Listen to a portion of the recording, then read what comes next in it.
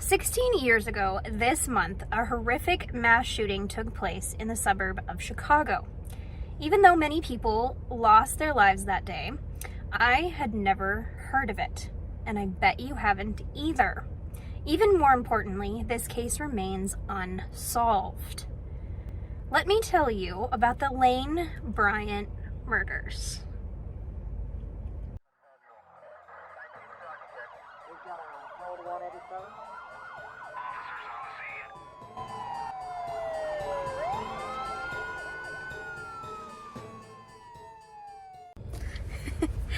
Hello, I am Sarah and I am your true crime best friend, and I'm here today with a special guest, Morgan, who is my best friend and also her partner. My partner. So introducing Morgan, the partner. This is my girlfriend. So today, before we get into the case, which there will be a case, we want to shamelessly promote our second channel. So do you want to tell them about it? It is our YouTube channel. It's kind of like just our daily vlog. It's Ever After and Bree, right? Mm-hmm. I will put the link below. But it's just kind of our story, our daily life story, what we go through. We're kind of going to cover a little bit of everything on that channel, and we're just, going to promote it on here a little bit. Mm-hmm. So.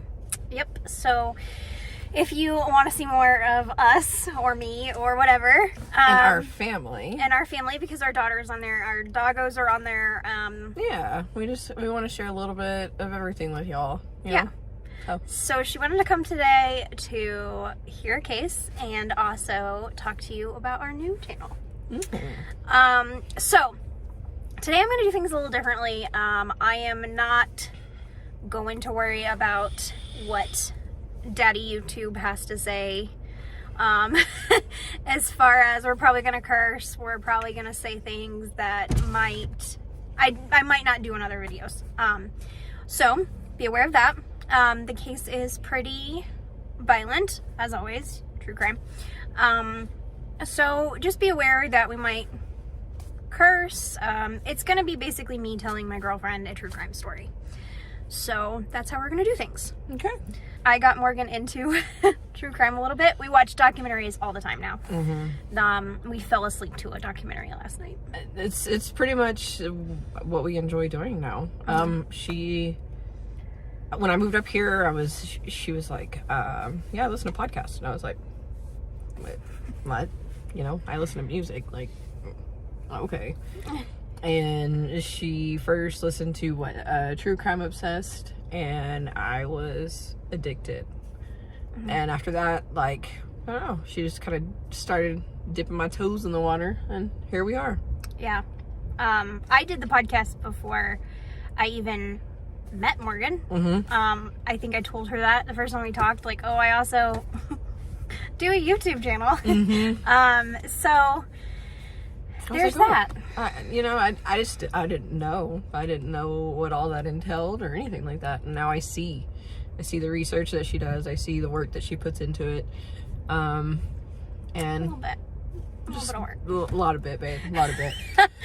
So, and I see the passion, because, it's not necessarily about the killers. It's the victims and their story. You know what I mean? And I like that. So, yeah.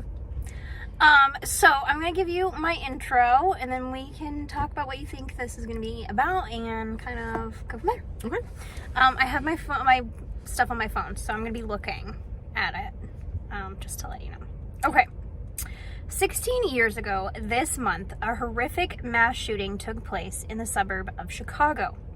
Even though many people lost their lives that day, I had never heard of it, and I bet you haven't either. Even more importantly, this case remains unsolved. Let me tell you about the Lane Bryant Murders. What? So this case is still unsolved, and it is crazy. With a lot of mass shootings, we find the person who did it very quickly. When I first heard about the story, I was like, is there a reason why this doesn't get as much attention as it should? And I think there's a couple of reasons, and I think we'll get into that. So I'm already invested. I am invested. A mass shooting at Lane. What is Lane Bryant? It's a clothing store, right? Yes, it is a plus size clothing store. That's what I thought. That's what I thought. For women. Okay. There's a few of them around, but okay. They've kind of dwindled a little bit. Yeah, I've never heard of this. Yeah, I used to go in the mall and see Lane Bryant's all the time. Hmm. Yeah. In Chicago? Yes. So why wasn't this, like, covered or anything? I know. I mean, like, some people talk about it, and there's some true crime places that cover it, but really, like, I hear the same stories over and over and over and over again, and, like, one of my things I've been talking about is I want to get stories out there that haven't been told, for the sake of me, because I want to know. Right. And this one's important. This one's still unsolved. Like, there's somebody out there that could possibly know who this person was and bring justice to these women. So yeah, that's messed up. Yeah, and there's possibly a person out there who could do this again. Right. Or has done this again. Right, and we just don't know. We just don't know. This is fucked. All right, so February 2nd, 2008 was a normal day of work at Lane Bryant in the outlet in the Brookside Marketplace in Tinley Park, Illinois. This was a standalone store in a shopping center in one of the safest areas in the state.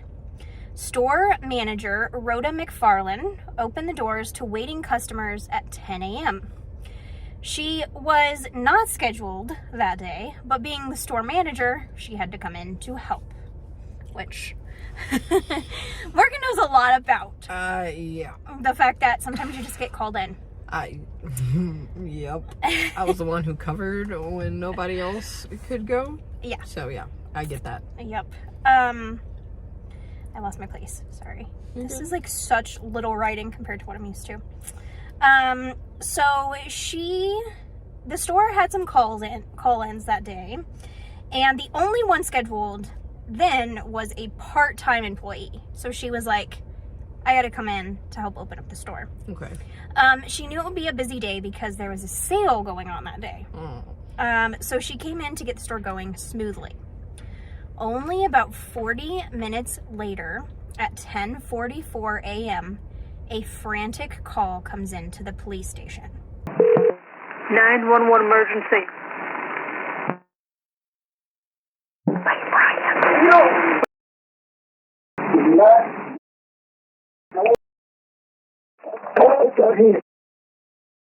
Something to do, huh? What is that? Shut up, you. I'm looking at the bullshit.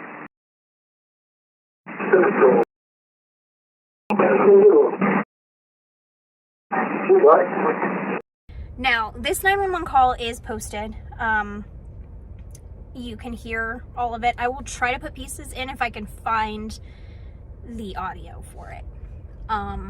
So they opened at 10 a.m. and then 40 minutes later, just all hell breaks loose. Well, 40 minutes later, the 911 call comes in. Yes, okay, the 911. So holy crap. This event took place only about 10 or 15 minutes after they opened.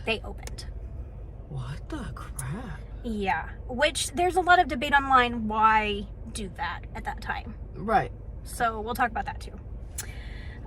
So Rhoda opened the day just like any other. She began greeting customers right away, and the store began to fill pretty fast. Only a few minutes after the store opened, a man came in and walked to the register. He talked to the two employees there and introduced himself as a delivery driver. Rhoda knew pretty quickly that there wasn't a delivery that day because she ran the store. Right. So she started calling other stores because she was like, maybe you're at the wrong location. Then quickly and unannounced, the man pulled out a handgun, a 40 millimeter Glock handgun, out of his pocket, and he said he was there to rob the store. So this happened only 10 minutes after they opened. But there's not gonna be... So that was the big thing people would talk about, is like, there's gonna be no money Right. to rob. Like, why are you robbing the store after it opens? Right. There's gonna be no money. Yeah. You would wait till the end of the day. So was there another reason he was robbing the store? Right. Was this his intention? Like, what's really going on? Right.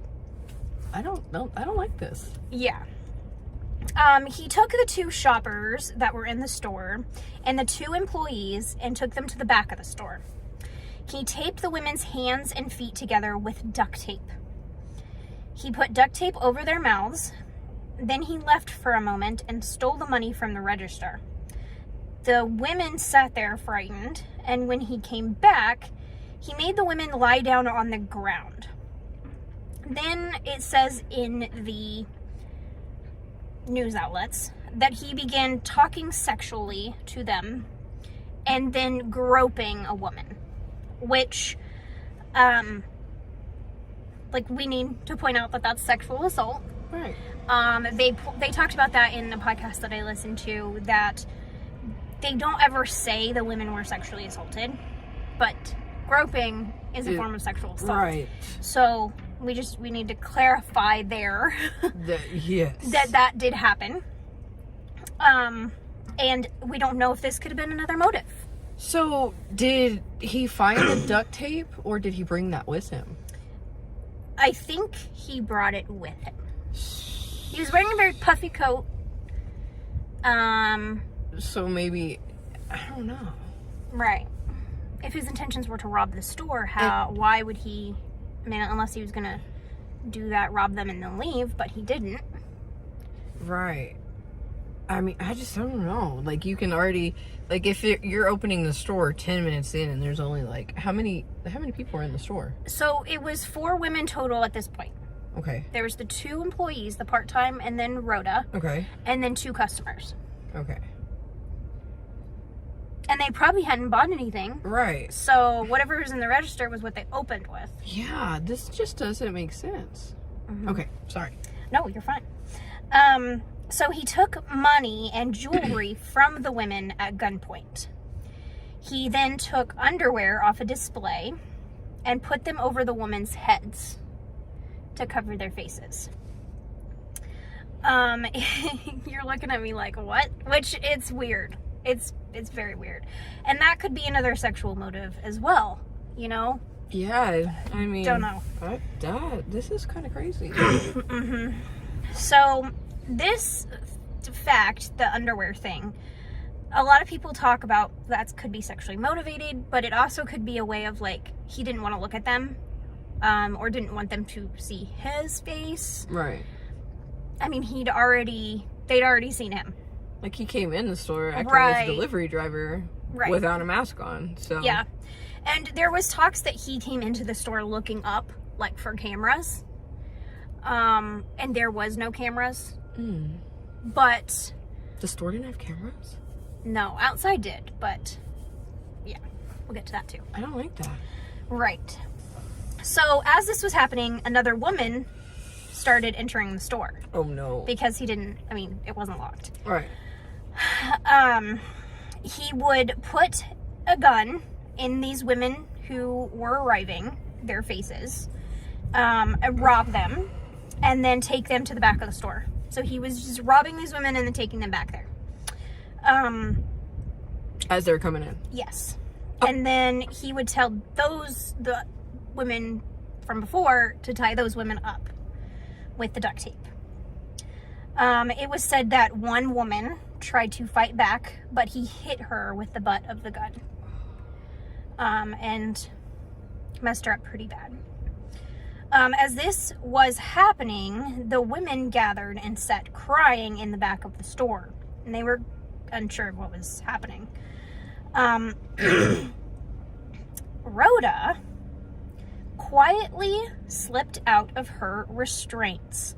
She called 911 with the headset from the store. So that is her calling 911. Okay, Rhoda. That was 10:44. So they had already been... They'd been in there about 30 minutes with her. Golly. Or more. Yeah. And she just happened to slip out and been able to call 911. And I've heard the audio. You need to hear the audio in this case because the person of interest is on the tape. Like, you can hear them screaming.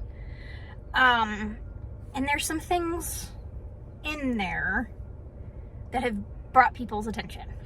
But I'm sure it's been analyzed over and over and a over. lot, yeah. So Rhoda says, Lane Bryant, hurry. And you hear her say this. And then the operator says, where? And she says, Tinley Park.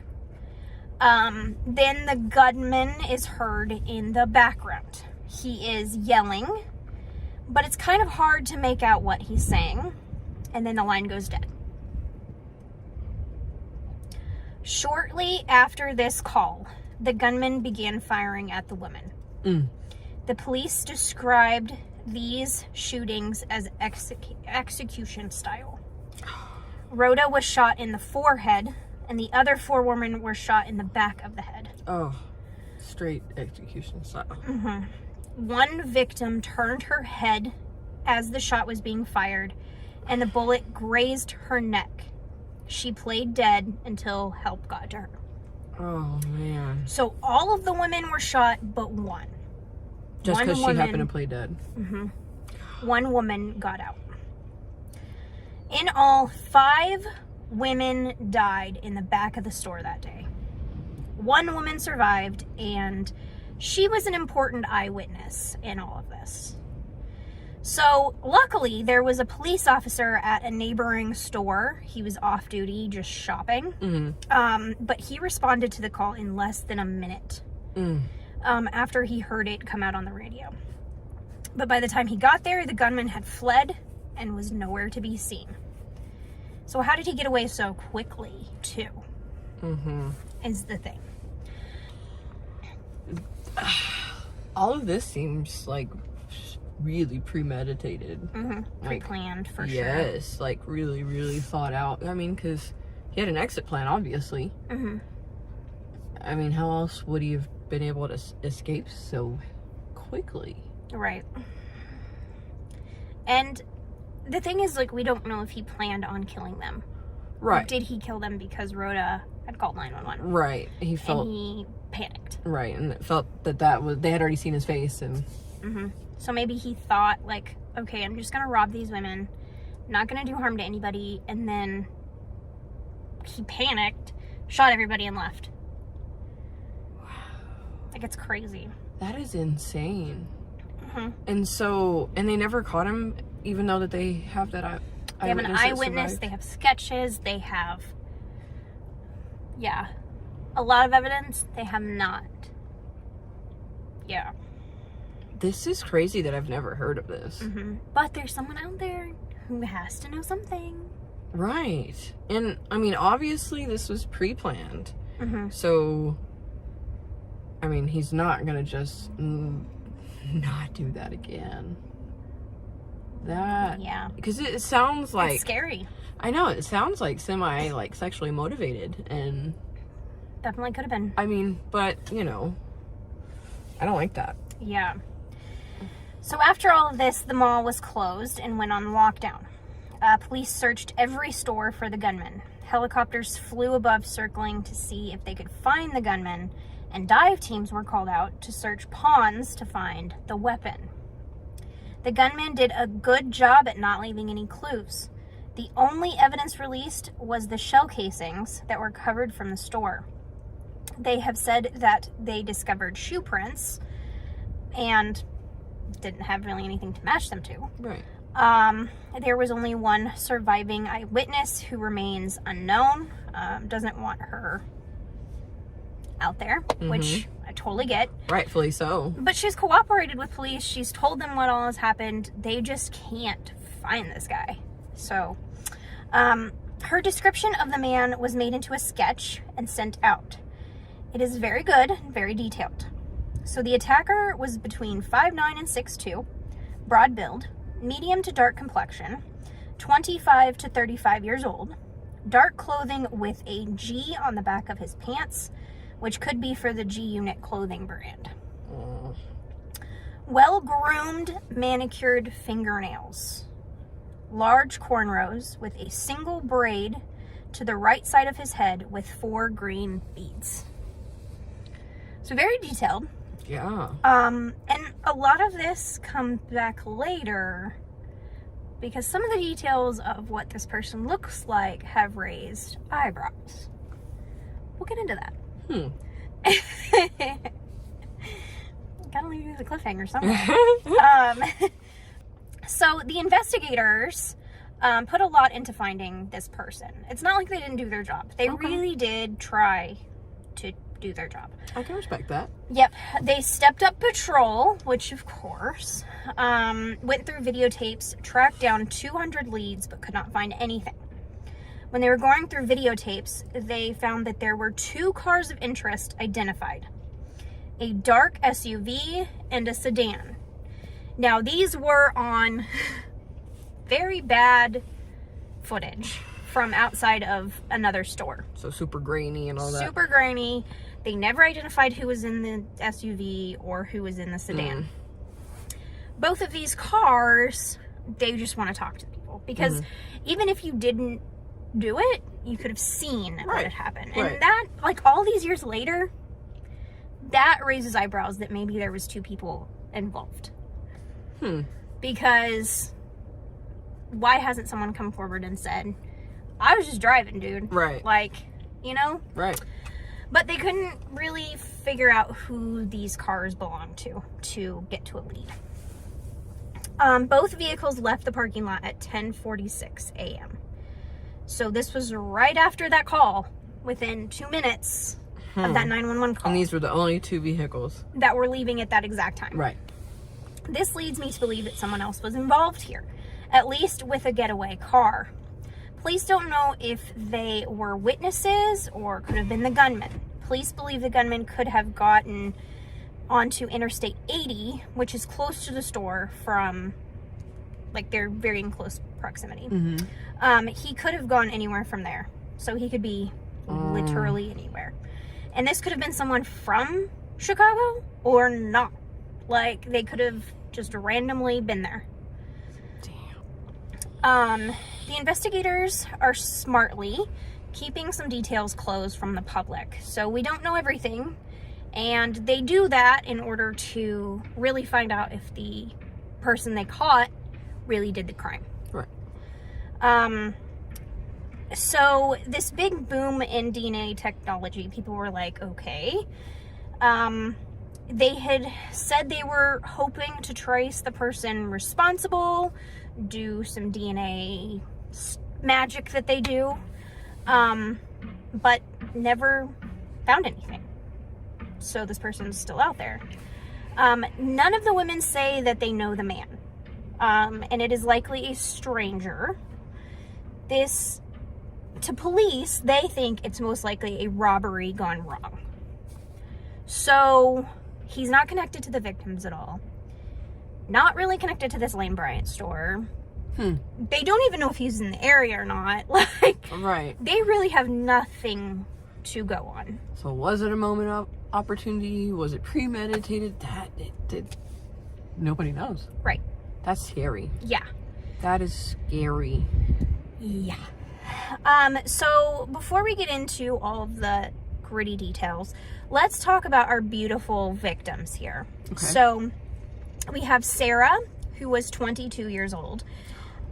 She came from a Catholic upbringing. She was married, recently graduated from Northern Illinois University with a degree in finance. Okay. Yeah, she was an accountant, and she was a customer in the store shopping for winter work clothes when this happened. And you have Carrie, who was 33 and earned her bachelor's and master's in social work. We got some queens. Very much so. She dedicated her life to helping at-risk youth I love that. in a high school program, which is so hard. So hard to do. And she worked at the same high school that she attended. So, Just giving back. right. Right. And she had been married for 2 years. And she was shopping for a night out with friends when this happened. Then you have Jennifer, 34. She was an ICU nurse. Like, the people in these stories are always the best people. The people are actually giving something to society. Right. Oh, Yeah. She had worked at South Bend Hospital for more than 10 years and was a shift supervisor there. She had 3 children. Her birthday was a few days earlier, so she was spending the money from a gift card. oh my goodness. That was her present. Then you have Connie Woolfolk. She was 37. Mother to 2 boys. She had 2 jobs. Was this the part-time employee? No, this was a customer Oh, okay. at the store. She was a mortgage lender and also stocked shelves at Target just to get by. One of her sons suffered from spina bifida, so she was like one of his main caregivers. And she didn't have time to herself ever. And so she was planning on meeting friends that night. And so she was shopping for a new outfit. She got a mani and pedi that day. Like, she was spoiling herself. And this happened. That's heartbreaking. Yeah, it was said that Connie was the one that fought back. And she fought back hard. And he beat her. But she was the one that was trying to get out. Yeah, that's just hard. Then you have Rhoda, sorry. She was 42. She was a nurse in the Air Force. And she was also a minister before she had worked at the Lane Bryant. Okay, Rhoda. Right. She was divorced but dating a new guy and was engaged. And she was a manager at the store for 2 years when this happened. And she was the one, they called 911. And we don't know if the other girl could have been alive today if Rhoda had not made that call. Right. So she was the real hero here. And then we don't know anything about our part-time employee or victim there. So we just know that she was a part-time employee. That was the one that survived. Oh, okay. So, and that, Yeah. well, rightfully so, didn't want anything released about her. I mean, Right. there's still this, Person out there. I'm gonna say it, this fucked up motherfucker out there. Right. Because that is messed up. Yes. So let's get into some of the weird details about Okay, this. let's do it. So, like I said before, this case is unsolved. I don't know how this many years later it is. I don't like this. Yeah. They killed 5 people and injured 1 in this mass shooting. Like, this, you know, we've had so many of these. We've talked our ears off about all of this, but this is one that remains unsolved, so it's important. Police have tracked down leads for years. So the first lead they had was in connection with Rhoda.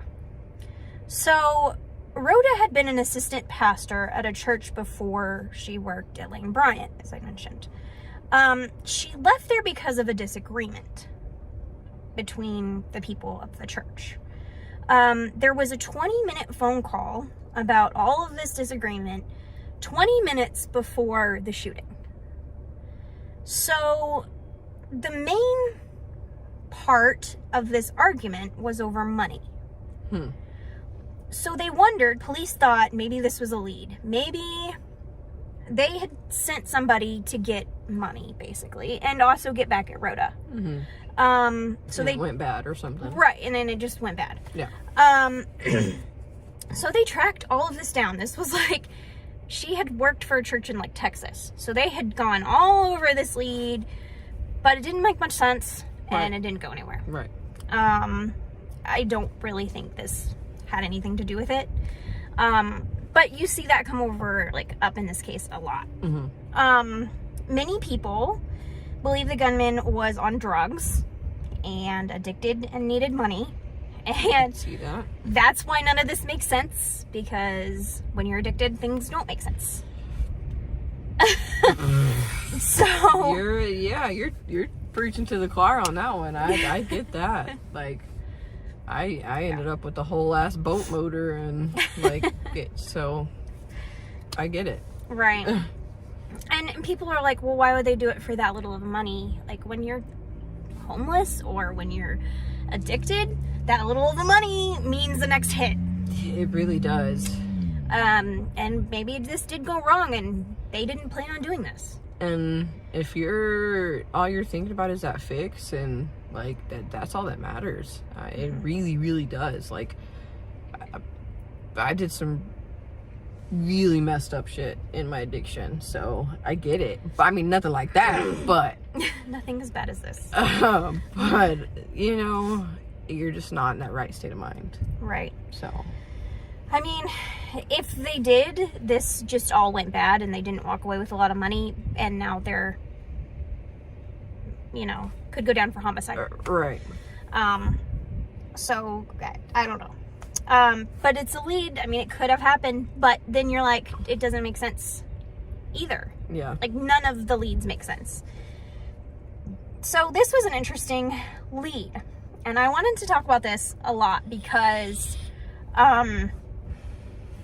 people point to this description, point to the 911 call, and many people say that our person of interest is a woman and not a man. There's many reasons for this. I mean, you say there's an eyewitness. She says it was male, but this person was dressed as a male. Okay. That doesn't necessarily mean this person was a male. I get served all day, every day, most of the time, so I get it. Right. So, on the 911 call, and I have heard the clip of them talking. It does have a woman register. I will say that. Okay. It could be a feminine man. It could be a woman. Lots of possibilities. There's a lot of possibilities there. But then you're like, okay, so that means that we're not only looking for half the population, we're looking for all the population now. That's still scary as hell. It's very, very scary. I mean, Yeah. So people point to this lead because big box braids with beads are usually a hairstyle found on a woman. Also manicured fingernails. The person has a round, full face like a woman would have. okay. The sketch does have some feminine qualities to it. Okay. A lot of people, like I said, hear the voice on that 911 call and they're like, this sounds feminine. The voice also had a little bit of a southern accent. We're in Chicago. Why does this person have a little bit of a southern draw? Right. So maybe Texas, maybe down south. We don't really know. I mean, this person could be literally anywhere. So also the 911 call, and like I said, I'm going to try to find it for you guys. If I can't find it, go seek it out. Because people have slowed it down, pointed to just the person of interest. And on the 911 call, what I hear when it's slowed down is, yo, I'm tired of yelling. That's one thing. And then people hear like relax or get over here. Those are two phrases. And then there's something about a hero, like don't be a hero, or you're a hero, you're trying to be a hero, like probably pointed at Rhoda for calling 911. Right. We don't really know. And then that's kind of it on the 911 call because it happened so fast. We don't have a lot of else to go on with that.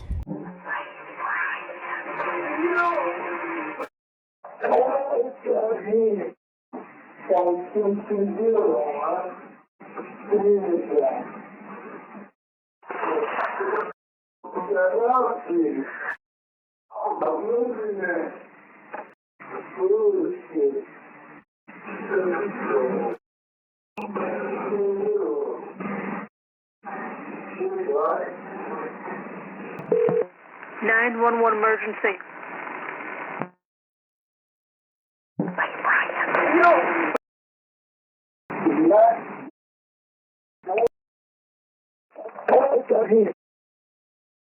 Something to do, huh? What is that? Shut up, you. I'm looking at bullshit.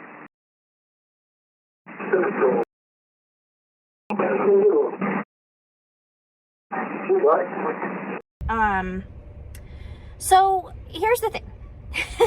And this, when I heard this, it was like mind-blowing for me. The cops were looking for male DNA. Could have they overlooked female DNA when they put it into the system? So if they got fingerprints, which there's been back and forth on this. Sometimes the cops will say they have fingerprints, sometimes they won't. Okay. Could they have made a mistake in that? Could have they picked up a male fingerprint and said, okay, this was a male fingerprint that was in the store. This obviously is our perpetrator. Right. But yet this was a woman. Or vice versa. Like, we could be on this goose chase for the wrong gender, basically. And it just fucked up the whole case. All of these years later. And that's why we can't find this person. I mean, that's like mind-blowing. And that could be why they haven't had a genealogy hit, is because they're putting it in as male. They're working the system backwards with the wrong gender. Okay, I can see that. Yeah. So, I mean, we could have fingerprints, we could have DNA. We don't really know what we have. We could have used the DNA as the wrong gender. There's a lot of possibilities that could have happened here. However it happened, it got screwy, and we never found the person who did it. So, I keep coming back to why this hasn't gotten a lot of attention. Because you're still looking for someone who did this, right? Like, why haven't you put out more? Right. Done more? I don't know. A lot of people have said because this was the majority of black women who it happened to, and a black perpetrator. And I don't like that. Sometimes people don't care. But, I mean, it could just be they don't have a lot of evidence to go on. But, like, why isn't more people talking about this? Right. Why are more podcasts and more YouTube channels talking about, let's get this person? Right. 5 women were murdered. Right. Like, brutally murdered. There is definitely reward money out there for anybody who has any kind of anything. So, I mean, let's keep fingers crossed that something happens. I mean, there's gotta be something out there. Somebody that saw something, or... Yeah, or somebody who back then knows somebody who wore their hair like that, wore G-Unit pants. Maybe it was a woman that had a big coat on. Maybe it was a man who has a feminine voice. I mean, right now we're looking for literally everyone in the population, so... That's scary. Yeah. I think that's the scariest part of me in this case, for me in this case, is that we don't know gender. We kind of know race, but that's really it. Right. And we don't know where this person is. Could be your neighbor. Yeah. And that's terrifying. It really is. Yeah. I don't like that. And this could be a case that never gets solved. And that's insane. Yeah, that's terrifying. Right. So there are, quite a many contradictions in this case. Like, something that points that, like, this was planned, but then it was frantic, so it wasn't planned. Like, it's just back and forth. I can see both sides, because I was like, oh, this is planned, but as we get deeper into the story, I'm like, oh, it really seems like just pretty sporadic too. Like, I don't know. Like, this is crazy. Yeah. So they say that this person walked in with papers. because they were a delivery driver, right? Right. Like, that's what their story was. So they had planned up until then, right? Like, they had gotten these papers, which cops now have. We don't know if there's any information from that either, but Right. they walk up with these papers, so they had that planned. They were looking for security cameras, and then everything went awry. They could have not meant to kill anybody. But the contradictions are crazy, because there's not only that, there's robbing the store for little money, like we had said earlier. Right. Straight out of opening. The time that they did it was stupid. Like, they could have done it at closing when their register was full. Right. Were they trying to just get money from the women coming into the store? What if you had that off-duty police officer come in? Right. You know what I mean? Or, like, something. Like, Right. it's so back and forth. It's so just up in the air. Yeah. And the fact that he went in with no ski mask, nothing covering his face, I was like, okay, well, then he did mean to kill these people because they saw his face. Right. But then you're like, it just, none of it makes sense, which I think is why a lot of people think it was just something that went awry. Man. But that is where we are with this case. No new information has come out that I know of. That is insane. I hadn't heard of this. And it is definitely all over the place. Yeah. And it's scary as hell. It is. I mean, the fact that these women were just going in and shopping and... Thank God for Rhoda. Yeah. But, yeah. What do you think? Do you think it's a woman? I don't know. I would love to be able to say that I don't think a woman would be able to do this to two other women, but in this, like, people surprise you. Right. You know, I saw comments where it was like, well, a woman wouldn't sexually assault another woman. You don't know that. Yeah. It happens all the time.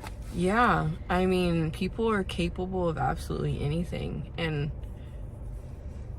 we're seeing that loud and proud these days. Loud and proud. And so I think it could very well be a woman, and I hate that, Yeah. but it's scary. I know that.